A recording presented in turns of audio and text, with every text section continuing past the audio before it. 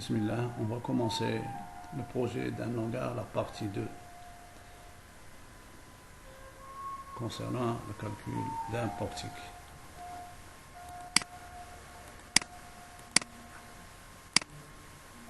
Donc, on aura un ouvrage, l'hangar de telle sorte, avec 5 travées, et c'est ça, c'est le portique. Ce sont les pins. Alors, pour distinguer les différentes composantes de la charpente, il suffit de mettre le curseur sur la barre et vous lisez en bas la hauteur IPE 140. Ici, c'est un peu trop. Mais on va la laisser. Ici, c'est le HEA 280.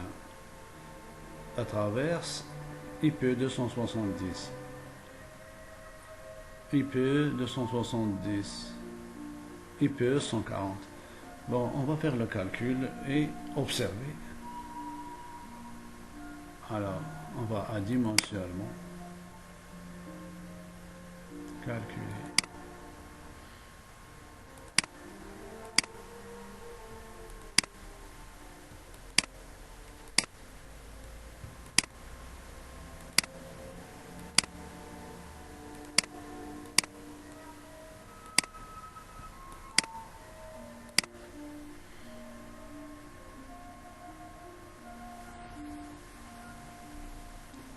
On va calculer l'ossature en vrac et puis on fera une analyse minutieuse de chaque pièce.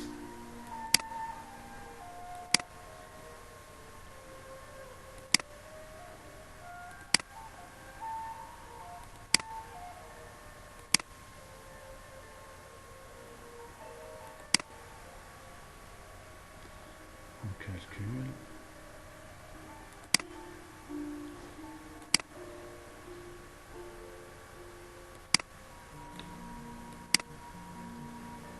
Donc ça marche très bien pour tout.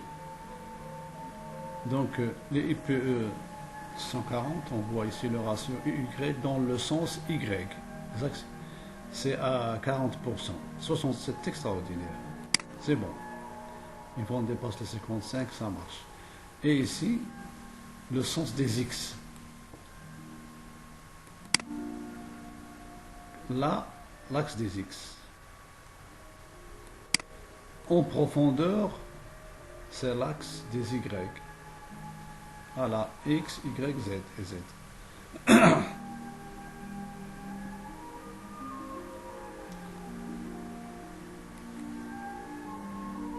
Ici, c'est un autre calcul, mais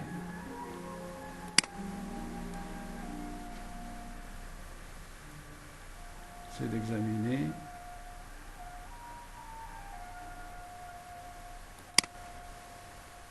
Voilà. Donc le ratio en Z c'est à 50%, 57%. Suivant le X, c'est faible. C'est-à-dire on peut augmenter, on peut diminuer les hauteurs des HEA. On peut descendre à 260 et observer le ratio ici, ou bien à 240 pour observer ici. On va le faire ensemble. On va le faire ensemble.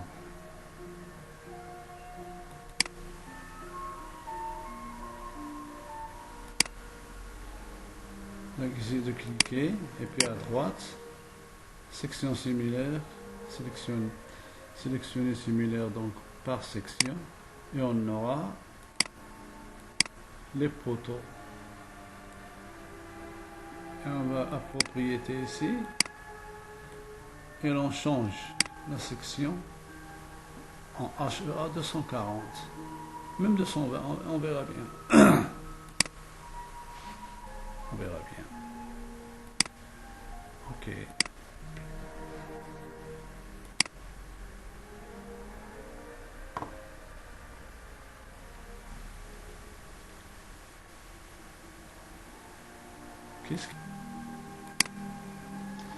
Nous avions donc fait les calculs, on a vérifié les ratios,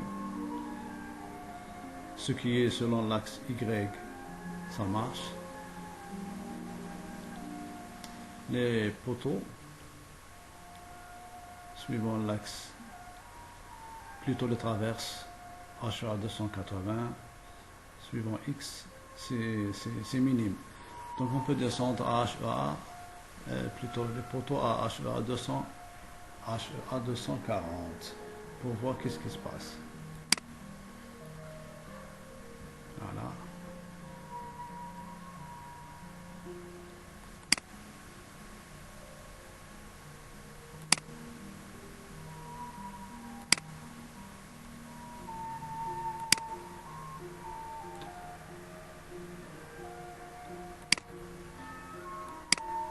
Échanger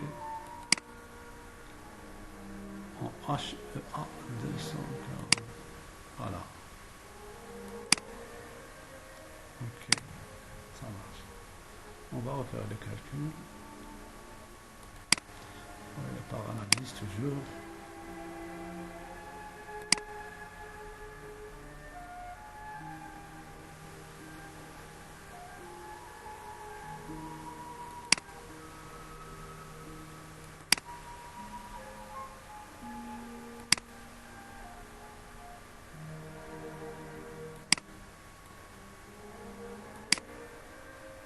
Voilà, le ratio un peu. On peut encore diminuer jusqu'à HEA 200 pour avoir ici. Il faut s'approcher de 40, 50%, 60, c'est toujours bien. Enfin, 50%, 40, ça peut marcher. Ça va dans le sens de sécurité. Ça dépend des projets. De toute façon, ce vidéo a un but instructif. Et c'est à vous de encore creuser et puis travailler plus et faire mieux. Donc on va diminuer quand même jusqu'à 200 pour augmenter ici le ratio. Le ratio, ça veut dire quoi? C'est la contrainte sur le travail du métal sur la contrainte de l'acier. Quand la contrainte est égale à la force élastique, c'est-à-dire de référence, c'est-à-dire la contrainte élastique teintée d'un coefficient de sécurité, s'approche de 1, ça veut dire qu'elle est à limite. Nous, c'est-à-dire on table pour à 40%, 50%, ça peut marcher.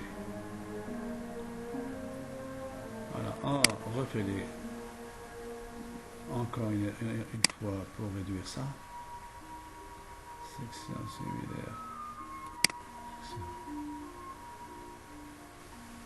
140. On va à 200.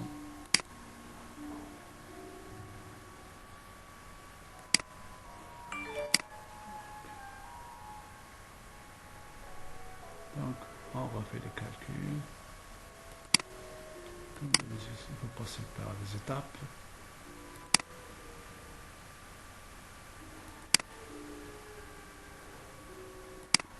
HA 200. Le ratio. Ah, ça monte un peu. D'accord, on se limite ici.